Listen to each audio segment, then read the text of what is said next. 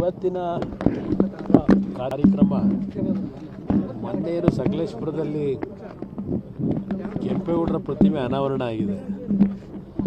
ವರಪಂಚ ಸ್ವಾಮೀಜಿಯವರು ಮೊನ್ನೆ ಕಾರ್ಯಕ್ರಮ ಆಗಿದ್ರು, ನೀವು ಬಂದು ಒಂದು ಬಾರಿ ಪ್ರತಿಮೆಗೆ ಹಾರ ಹಾಕಿ ಹೋಗೋದು ಸೂಕ್ತ ಅಂತೇಳಿ ಒಂದು ನನಗೆ ಮನವಿ ಮಾಡಿದ್ರು. ಅದರ ಹಿನ್ನೆಲೆಯಲ್ಲಿ ಇವತ್ತೇನು ಬಂದಿದೆ, ಯಾಕೆಂದರೆ ಹಾಸನದಲ್ಲಿ ಕಾರ್ಯಕ್ರಮ ಇದೆ ಇವತ್ತು. ಅಫಿಷಿಯಲ್ ಪ್ರೋಗ್ರಾಮು ನಾನು ಹಿಂದೆ ನಮ್ಮ ಪ್ಯಾರಾಮಿಲಿಟ್ರಿ ನಮ್ಮ ಏನು ಒಂದು ಇವರಿದ್ದಾರೆ ಸಿಬ್ಬಂದಿಗಳು, ಅವ್ರು ಬರಲೇಬೇಕು ಅಂತ ಹಿಂದಿನಿಂದ 2-3 ಬಾರಿ ಸಮಯ ನಿಗದಿ ಮಾಡಿ ಬರಲಿಕ್ಕಾಗಿರಲಿಲ್ಲ. ಇವತ್ತು ಸಮಯ ಕೊಟ್ಟಿದ್ದೆ, ಆರೋಗ್ಯದ ಕೆಲವು ಸಮಸ್ಯೆಗಳಿದ್ದರು, ಇವತ್ತು ಆ ಕಾರ್ಯಕ್ರಮದಲ್ಲಿ ಭಾಗವಹಿಸ್ಲಿಕ್ಕೆ ಬಂದಿದ್ದೆ. ಸರಿ, ಮೈಸೂರು ಗಲಭೆ ಪ್ರಕರಣ ತನಿಖೆ ಬಗ್ಗೆ ಏನು ಹೇಳ್ತೀರಿ ಸರ್? ದಿನಕ್ಕೊಂದು ನನಗೆ ಮೈಸೂರು ಗಲಭೆ ಬಗ್ಗೆ ಹೆಚ್ಚಿನ ಒಂದು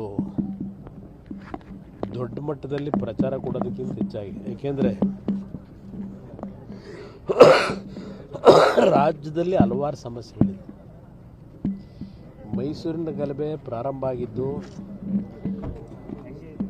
ಮಾಧ್ಯಮದಲ್ಲಿ ನಾನು ಗಮನಿಸಿರ್ತಕ್ಕಂಥದ್ದು, ಯಾರೋ ಒಂದು ಸೋಷಿಯಲ್ ಮೀಡಿಯಾದಲ್ಲಿ ಪೋಸ್ಟ್ ಮಾಡಿದ್ದಾರೆ, ಕೆಲವ್ರಿಗೆ ಅವೇಳನಕಾರಿಯಾದಂಥ ಪೋಸ್ಟ್ ಅದು ಅಂತಕ್ಕಂಥ ಹಿನ್ನೆಲೆಯಲ್ಲಿ ಮತ್ತೊಂದು ಸಮಾಜದವರು ಏನೋ ಒಂದು ದೊಡ್ಡ ಮಟ್ಟದ ಗುಂಪನ್ನು ಸೇರಿಸಿ ಕಲ್ಲು ತೂರಾಟಗಳು, ಸರ್ಕಾರದ ಅಧಿಕಾರಿಗಳ ವಾಹನಗಳ ಮೇಲೆ ಕಲ್ಲು ತೂರಾಟ, ಒಂದು ಅಶಾಂತಿಯ ವಾತಾವರಣ ಉಂಟು ಮಾಡಲಿಕ್ಕೆ ಹೊರಟಿದ್ರು. ಅದರ ಹಿನ್ನೆಲೆಯಲ್ಲಿ ಈಗ ರಾಜಕೀಯ ಪ್ರಾರಂಭ ಆಗಿದೆ. ನಾನು ಒಂದು ಹೇಳ್ತಕ್ಕಂಥದ್ದು ರಾಜಕಾರಣಿಗಳಿಗೆ, ಇವತ್ತು ರಾಜ್ಯ ಯಾವ ಪರಿಸ್ಥಿತಿಯಲ್ಲಿ ನಾವು ಹೋಗ್ತಾ ಇದ್ದೇವೆ ಅದನ್ನು ಸ್ವಲ್ಪ ಗಮನ ಕೂಡ ಸೂಕ್ತ ಅನ್ನೋದು ನನ್ನ ಅಭಿಪ್ರಾಯ. ಅದಕ್ಕೆ ಹೆಚ್ಚಿನ ಆದ್ಯತೆ ಕೊಡೋದು. ನಾನು ಗಮನಿಸಿದೆ, ಈ ವರ್ಷ ರಾಜ್ಯ ಸರ್ಕಾರದ ತೆರಿಗೆ ಸಂಗ್ರಹ 1,89,000 ಕೋಟಿ ಸಂಗ್ರಹದ ನಿರೀಕ್ಷೆ ಇಟ್ಟಿದ್ರು. ಈಗ ಇನ್ನೂ 15,000 ಕೋತ ಆಗಬಹುದು ತೆರಿಗೆ ಸಂಗ್ರಹದಲ್ಲಿ.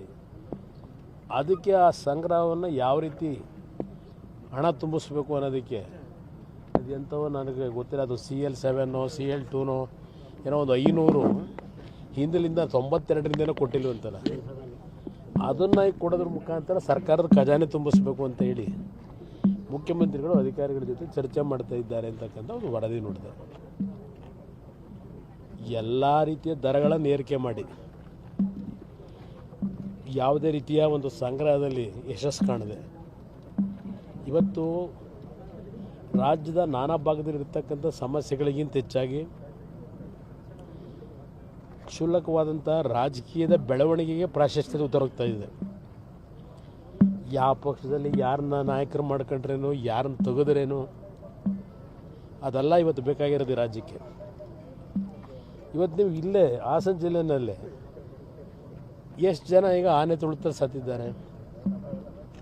ಇದರ ಬಗ್ಗೆ ಏನಾದರೂ ಸರ್ಕಾರ ಗಂಭೀರವಾಗಿ ತಗೊಂಡಿದ್ದಾರಾ?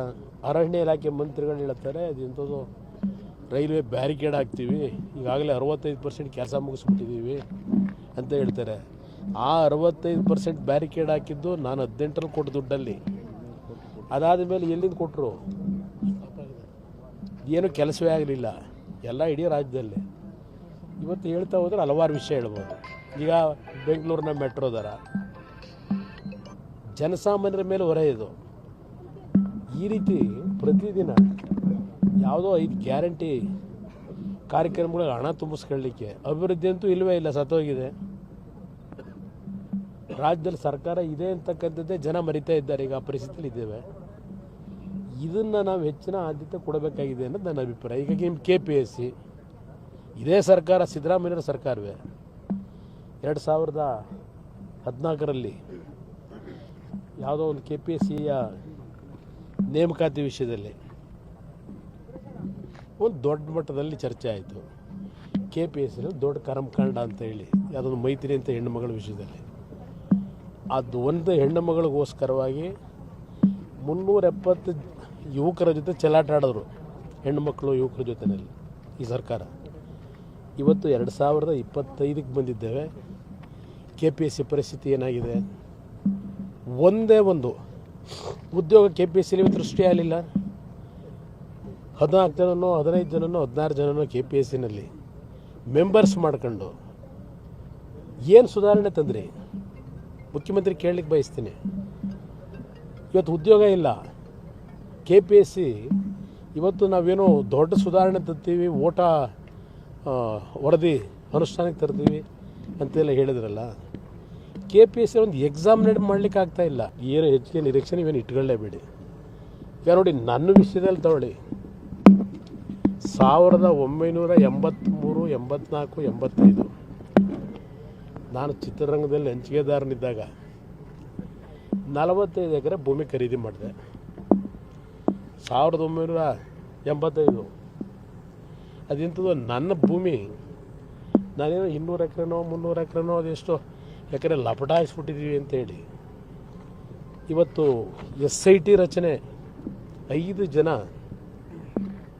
ಒಬ್ಬ ರೀಜನಲ್ ಕಮಿಷನರು, ಒಬ್ಬ DLR ಯಾರೋ ಇನ್ನೊಬ್ಬ DDLR, 5 ಜನ SIT ಕಮಿಟಿ. ನನ್ನ ತೋಟಕ್ಕೆ ಹೋಗ್ಬೇಕು ಅಂತಾರೆ. ನನಗೆ ಬಂದ ಇನ್ಫಾರ್ಮೇಷನ್ನು, ಒಂದು ಸರ್ವೆ ಮಾಡಬೇಕಾದ್ರೆ ಒಂದು ನೋಟಿಸ್ ಕೊಡಬೇಕಲ್ಲ. ಅದೇನೋ ಕೋರ್ಟಲ್ಲೇನೋ ಪ್ರತಿನಿತ್ಯ ನಡೀತಾ ಇದೆ. ಕುಮಾರಸ್ವಾಮಿ ಸಂಬಂಧಿಕರು ಅಂತ ಅಲ್ಲಿ ಕೋರ್ಟಲ್ಲಿ ರಿಯಾಕ್ಷನ್ ಇದೆ. ನಾನು ಅವ್ರ ರಿಯಾಕ್ಷನ್ ಬಗ್ಗೆ ಚರ್ಚೆ ಮಾಡಲ್ಲ. ದಾಖಲಾತಿಗಳು ಯಾರು ನೋಡಿದ್ದೀರಿ? 85ರಿಂದ ನಡೀತಾ ಇದೆ. ಇದು ಕಷ್ಟಪಟ್ಟು ಸಂಪಾದನೆ ಮಾಡಿ ಖರೀದಿ ಮಾಡಿರೋ ಭೂಮಿ. ಇಲ್ಲ, ಅಲ್ಲೇನು ರೆಸಾರ್ಟ್ ಮಾಡಿಲ್ಲ.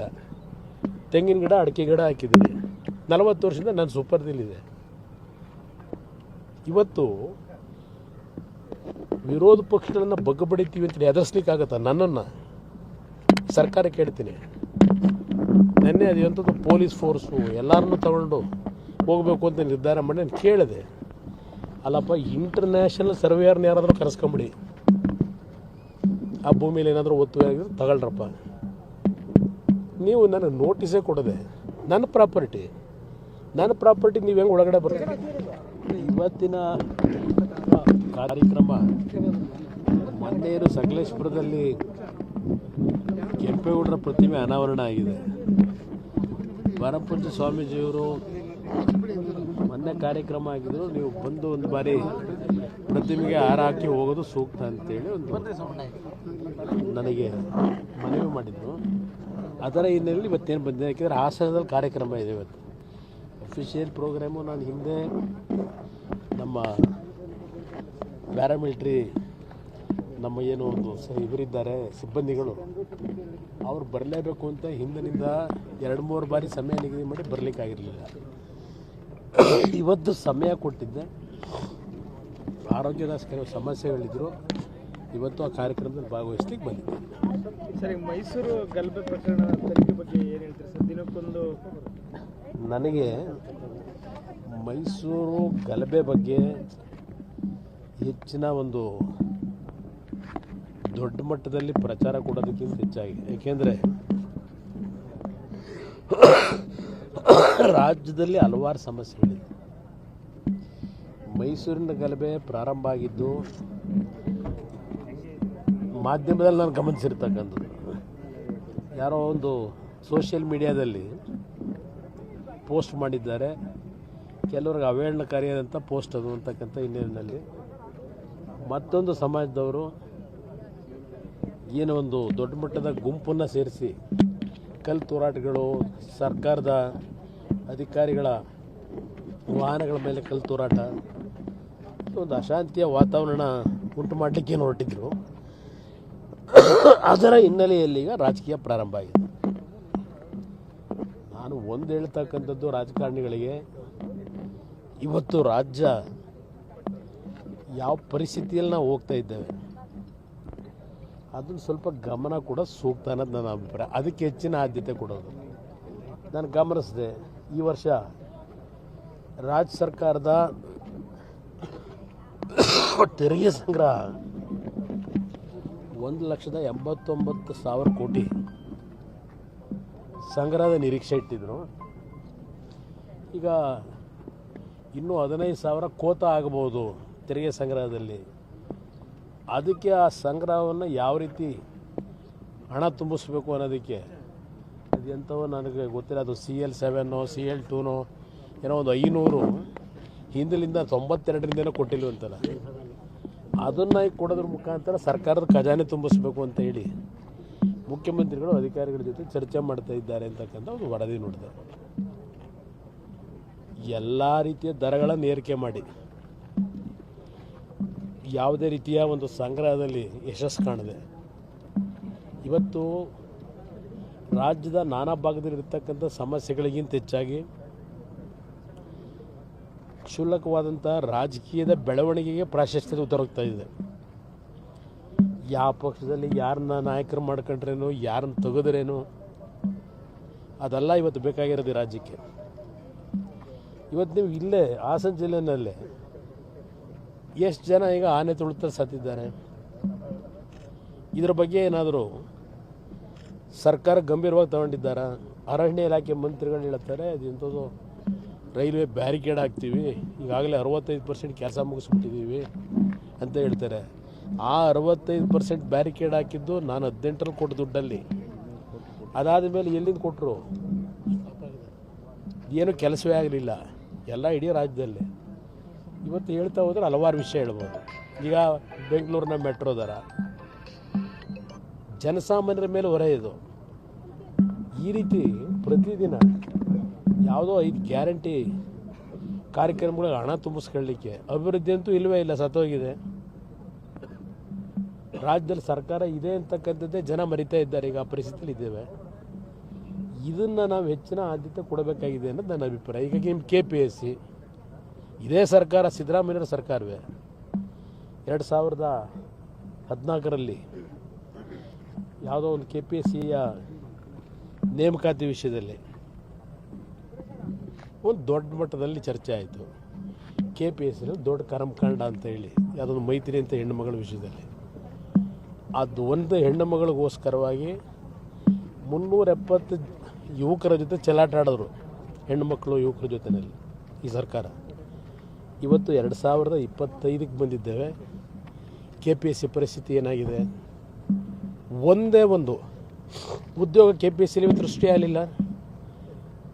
14 ಜನನೋ 15 ಜನನೋ 16 ಜನನೋ KPSCನಲ್ಲಿ ಮೆಂಬರ್ಸ್ ಮಾಡ್ಕೊಂಡು ಏನು ಸುಧಾರಣೆ ತಂದ್ರಿ? ಮುಖ್ಯಮಂತ್ರಿ ಕೇಳಲಿಕ್ಕೆ ಬಯಸ್ತೀನಿ. ಇವತ್ತು ಉದ್ಯೋಗ ಇಲ್ಲ. KPSC ಇವತ್ತು ನಾವೇನೋ ದೊಡ್ಡ ಸುಧಾರಣೆ ತರ್ತೀವಿ, ಓಟ ವರದಿ ಅನುಷ್ಠಾನಕ್ಕೆ ತರ್ತೀವಿ ಅಂತೆಲ್ಲ ಹೇಳಿದ್ರಲ್ಲ. KPSC ಹೆಚ್ಚಿನ ವಿಡಿಯೋಗಳಿಗೆ ಪ್ರತಿಧ್ವನಿ ಯೂಟ್ಯೂಬ್ ಚಾನೆಲ್ ಸಬ್ಸ್ಕ್ರೈಬ್ ಮಾಡಿ, ಬೆಲ್ ಐಕಾನ್ ಕ್ಲಿಕ್ ಮಾಡಿ.